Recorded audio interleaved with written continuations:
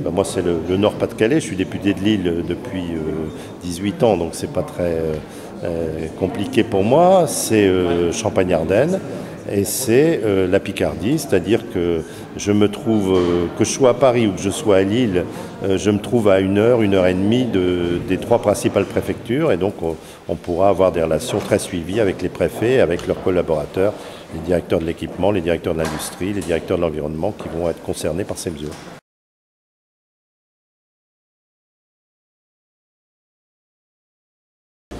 C'est une mission de pilotage. Ça veut dire qu'il faut que l'argent du plan de relance arrive au bon endroit, au bon moment.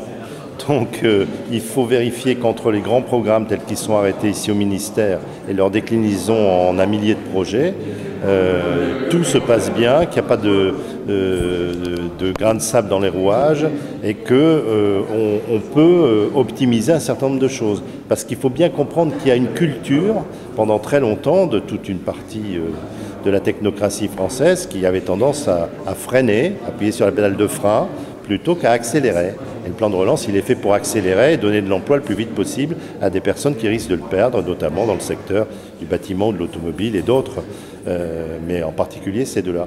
Et donc, il faut qu'on puisse accélérer. Il y a des choses concrètes déjà. Moi, j'ai pu, comme président de l'ANA, accélérer des lourdeurs qui nous faisaient perdre 56 jours sur des paiements, ce qui fait qu'il y aura plus vite de l'argent disponible pour des très petites entreprises de bâtiments. C'est toute une série de choses comme ça que je pense que l'idée de Patrick Devedjian de faire que ce soit des parlementaires très imprégnés de leur terrain qui puissent remonter ce pilotage qui se fait au jour le jour va permettre d'avoir effectivement un dispositif beaucoup plus réactif qu'il ne l'aurait été autrement.